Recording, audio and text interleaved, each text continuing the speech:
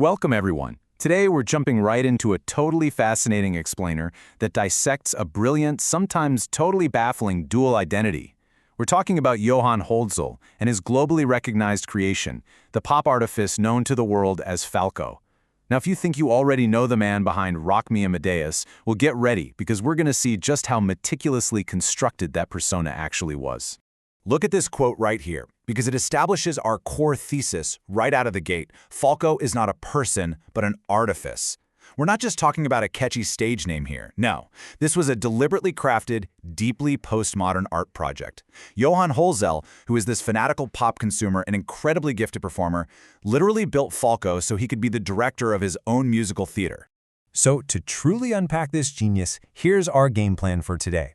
1. Vienna's musical underground. 2. The birth of the persona. 3. The art of falconizing. 4. Hidden political messages. And finally, 5. Trapped in his own image. Let's dive in. Starting off with Section 1, Vienna's musical underground. You have to remember, you just don't get a massive phenomenon like Falco in a vacuum. Notice the stark night and day contrast of that era on this slide. On the left, you've got the gray, highly restrictive, conservative 1960s, where super traditional rules governed everyday life. I mean, women literally needed spousal consent just to get a job. But then, look on the right. Bam! You have this sudden burst of progressive, rebellious energy hitting the 1970s under Bruno Kreisky. The welfare state expanded, society opened up, and the youth were out there demanding new cultural spaces, which led to massive counterculture movements like the famous occupation of the Vienna Arena. And right in the middle of this highly politically charged atmosphere, a chaotic punk cabaret band named Drach die Waberl bursts onto the scene. Even the name itself is fascinating. It's a Viennese dialect term for a spinning top, but it also translates to revolution or upheaval, and that hits the nail on the head, because this band acted as the ultimate incubator for a totally brand new kind of Austrian pop culture. They were loud, they were provocative, and they were unapologetically anti-establishment. Seriously, just look at this image. The underground scene Johann Holzel threw himself into was completely defined by this extreme, provocative pulp-style aesthetic. Drach die Waberl's live shows were infamous for obscenities, theatrical chaos, and pushing literally every boundary they could find. It was messy, it was loud, and honestly, it was exactly the kind of intense friction a young artist needed to spark something totally new. Which brings us to Section 2, the birth of the persona. So, picture this.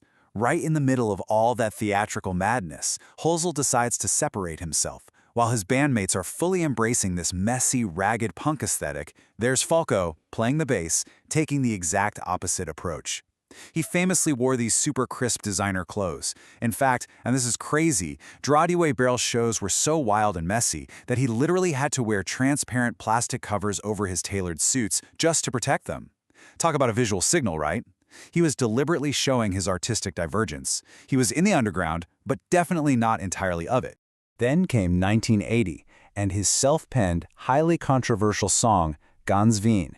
This track, which frankly discussed the local drug scene, was a massive game-changer.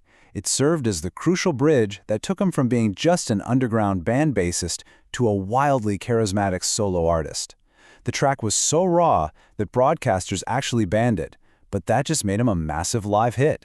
And of course, this caught the eye of producer Marcus Spiegel, who took one look, saw Falco's undeniable star potential, and signed him, officially launching the persona into the stratosphere. Now, let's move into Section 3, the art of falconizing. Holzel actually defined his own musical concept with this phrase right here, post of all. It was essentially a postmodern collage. He brilliantly blended High German, Viennese dialect, and English into these intricate lyrical puzzles. And the thing is, it wasn't about strict logical narration. No, his lyrics were designed to be felt rather than perfectly understood. He essentially turned pop into a universal world language, using specific phrases that triggered really strong imagery, regardless of what your native tongue actually was.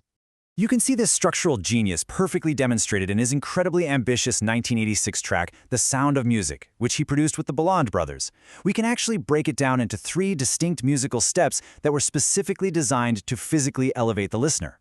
Step 1 starts with a quiet, restrained rap in High German.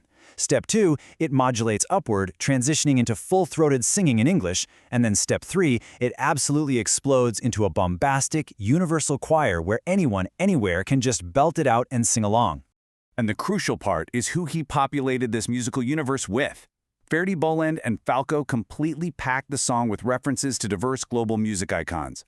We're talking James Brown, Otis Redding, Elvis, Pavarotti, and Bob Dylan. By bringing together black soul legends, classical tenors, and white rock and roll pioneers, they united different genres, races, and classes into one massive universal groove. It was a huge statement that music simply connects everyone. All right, moving on to Section 4, Hidden Political Messages. Now, on national television, Falco would loudly insist his artifice was completely apolitical, just meant purely for entertainment. But, well, impartially looking at his lyrics reveals a very different story. He absolutely loved to plant these enigmatic subversions of Austrian politics right under the listener's nose. Take the opening of The Sound of Music, for instance. He raps about a peaceful scene that begins in a wood and ends at home. Well, in German, wood is Wald and home is Heim. Put them together and you get Waldheim. He very cleverly hid the name of Kurt Waldheim, a highly controversial 1986 presidential candidate who faced massive scrutiny over his wartime past, by splitting his name right across two idyllic lines. It was just a brilliant subversive puzzle hidden in plain sight.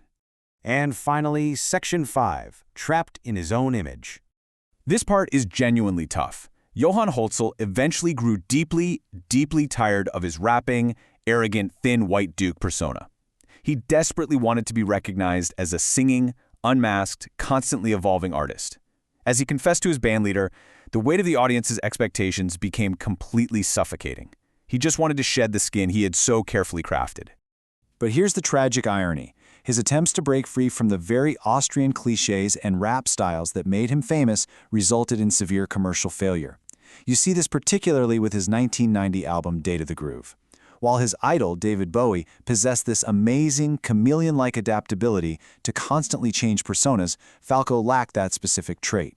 The market basically rejected his reinvention entirely, forcing him to retreat right back to the safety of the classic Falco persona. And that leaves us with this profound final thought for today's explainer. Johann Holzel achieved absolute immortality by creating the globally recognized artifice of Falco. I mean, he literally put Austrian pop on the world map. But tragically, in doing so, he became a prisoner to his very own masterpiece. It really makes you wonder, when an artist builds the perfect mask, at what point does the mask start wearing the artist? Thank you so much for joining me on this deep dive into the dual identity of Falco. Keep questioning what you see on the stage, and I'll catch you in the next explainer.